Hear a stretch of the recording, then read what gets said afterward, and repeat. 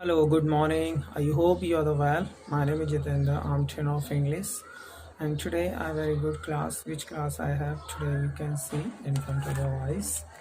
This is a class to read a newspaper. So in this class, I want to teach you how to read a newspaper. But when we talk about the newspaper, that time students here, how can I read? Because I don't know the word meaning and grammar, basic and advanced. So today don't worry. And today I will clear a concept of the grammar, basic and advanced. Both grammar you can find in a newspaper. And whenever you are going to read a newspaper, there are so many benefits which we can get. So today I want to tell the benefits of the newspaper. Suppose if you read a newspaper, first benefits you can skill, right? How to read a newspaper, it is also a skill. So today with the help of the newspaper you can get your fluency, because again when you are reading a newspaper you can get the good fluency. And apart from while reading a newspaper, you can add the word meaning, you can collect so many words meaning which we don't know. So that's why through the newspaper so many words, so many benefits are getting. So I will tell one by one the benefits of the newspaper, and today I will show you how to read a newspaper, right? So already I told you one benefits skill your reading, and second collect your words, and after that so many words which we don't know the pronounce. So that's why with the help of newspaper we can learn how to read a proper word, and the meaning of the word we don't know, so we can through the dictionary we can find the words. Okay, so it is about to start. So now I'm going, and take care. If you like this video, so please end of the video like it and share, and best of luck. So now we are going to start. Let's start. Okay my dear, so अब हम newspaper पे पहुंच गए हैं। ठीक है, newspaper का जो हमारा आर्टिकल है, टाइटल है, उससे हम स्टार्ट करेंगे। ठीक है, people come on TV, people come on TV every night. ठीक है my dear, people come on TV every night and give गालीज to someone or the other. तो ये सेंटेंस यहाँ तक है, राइट माय डियर। ठीक है, no one has a problem, right my dear, यानी कि ये पूरा सेंटेंस यहाँ तक कंप्लीट है। अब इस सेंटेंस को हम तोड़ेंगे और इसमें से हम 2 या 3 सेंटेंस बनाएंगे। कैसे बनाएंगे देखते हैं। People come on the TV every night, यानी हर रात लोग टीवी पर आते हैं।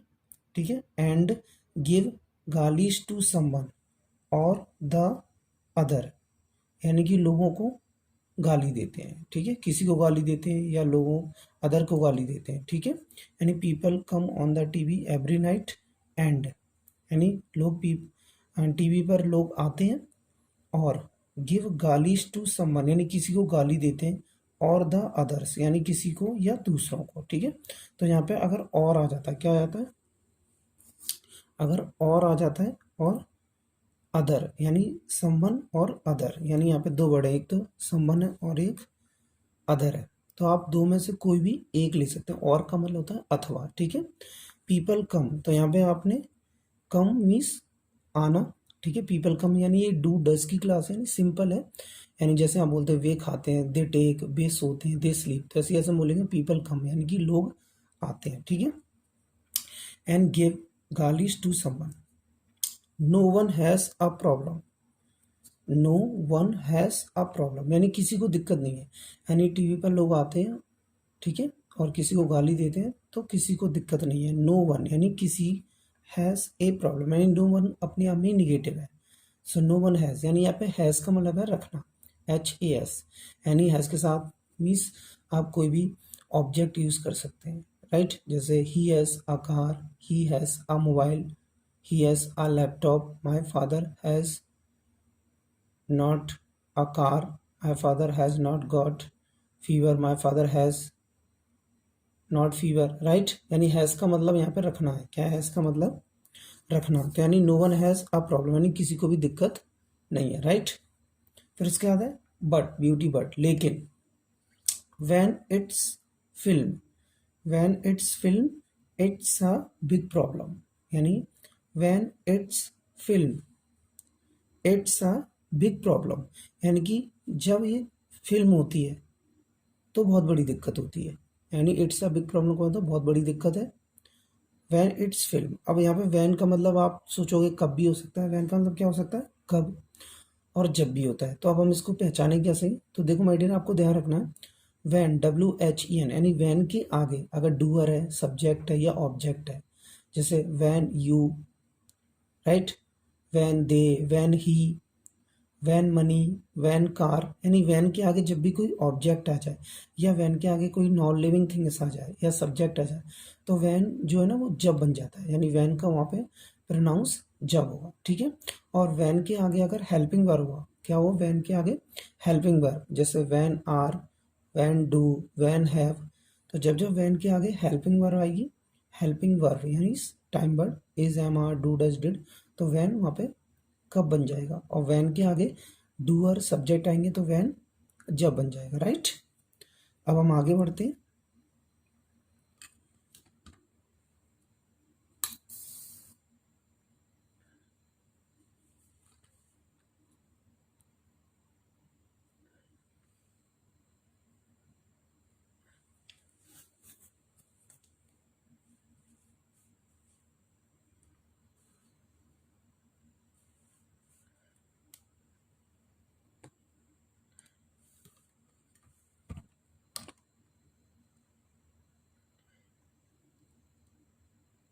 राइट, सो यहाँ पे हमारा he is agreed, he is agreed to the, he is agreed to the interview, to the interview being pushed by half an hour, यानी ये सेंटेंस यहाँ तक है।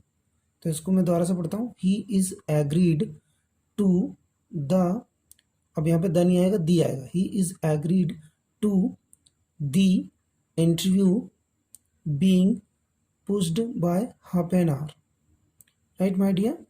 यानी यहाँ पे, यानी कि ये सेंटेंस यहाँ पे फिनिश हो रहा है पूरा, यानी फुल स्टॉप यहाँ पे लगा हुआ है, ठीक है my dear.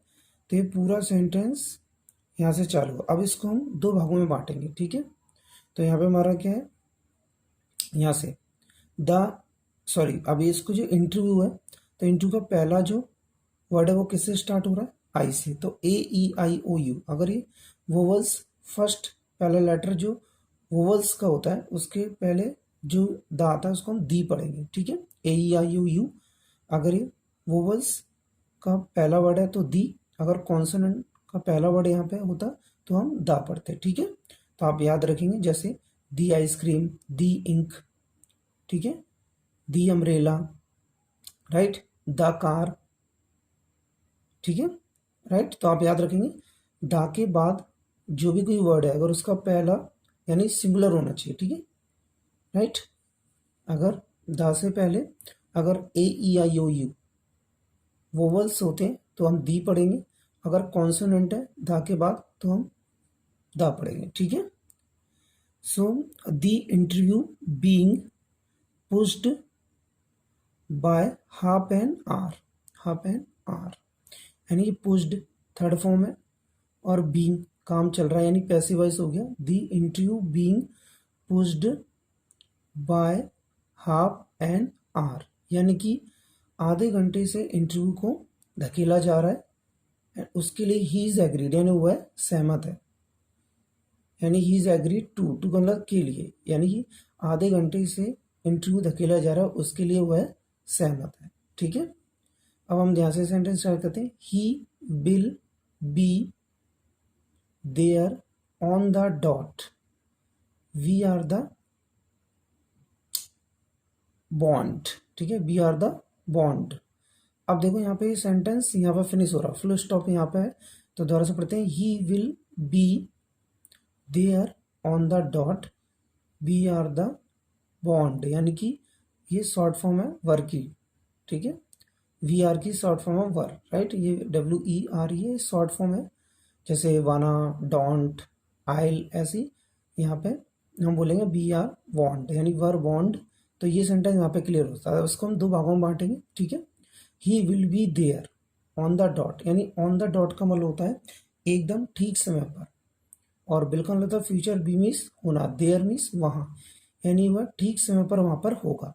He will be there on the dot, यानी वह वहाँ पर ठीक समय पर होगा।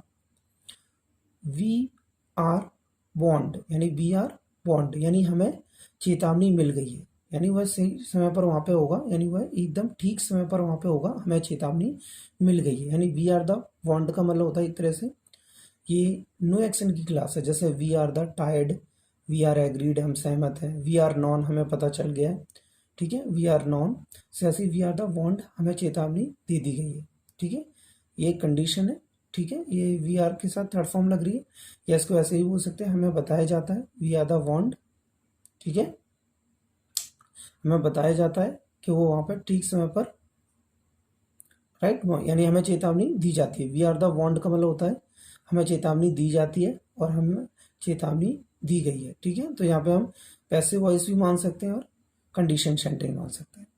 ही arrives 15 minutes earlier and is raring to go when you are shown into the hotel room. ये बहुत बड़ा सेंटेंस है जिसको हम 2 या 3 भागों में ब्रेक करेंगे, तोड़ेंगे, ठीक है, तो हम स्टार्ट करते हैं यहाँ से। ही अराइव्स 15 मिनट्स अर्लियर, यानी कि अराइव्स का मतलब था पहुंचना, और ठीक है ये डज की क्लास है, ही सिंगुलर है तो यहाँ पे हमने एस लगाया है। ही अराइव्स 15 मिनट्स अर्लियर, यानी वह 15 मिनट पहले पहुंचता है, एंड इज रेयरिंग, यानी रेयरिंग का मतलब होता है उत्सुक, he is raring to go, यानी वो जाने के लिए उत्सुक है, ठीक है, तो रेयरिंग का मतलब होता है उत्सुक एक, ठीक है, to go when you are shown into the hotel room, यानी व्हेन जो मैंने अभी आपको थोड़ी देर पहले बताया था, व्हेन के आगे अगर कोई सब्जेक्ट आता है या कोई ऑब्जेक्ट आता है तो व्हेन वहाँ पे जब बन जाता है। आर सोन, यानी ये पैसिव वॉइस है, you are shown, you are taught, you are called, यानी जब तुम्हें इनटू द होटल रूम, यानी कि होटल रूम कम, यानी होटल के कमरे के अंदर दिखाया जाता है, जब तुम्हें कमरे के अंदर दिखाया जाता है। इसकी लाइन क्या बनेगी, when you are shown into the hotel room, यानी जब तुम्हें कमरे के अंदर दिखाया जाता है, राइट। तो देखो माय डियर, यहाँ पे व्हेन जब हो गया, you are shown into the hotel room, right my dear. इसके बाद हमारा था हियर्स अक्षय खन्ना, यानी यहाँ पे अक्षय खन्ना है, राइट, हियर्स अक्षय खन्ना, ये अक्षय खन्ना है, राइट। तो ये हमारा यहाँ तक कंप्लीट हो गया, राइट माय डियर, राइट। अब इसके बाद है अनसेंसर्ड, यानी क्या है, अनसेंसर्ड योर अपकमिंग फिल्म, यानी अनसेंसर्ड का मतलब होता है बिना सेंसर, यानी अपरिवर्तित। अनसेंसर्ड का मतलब होता है अपरिवर्तित, यानी जिसमें कुछ भी डिलीट ना किया हो।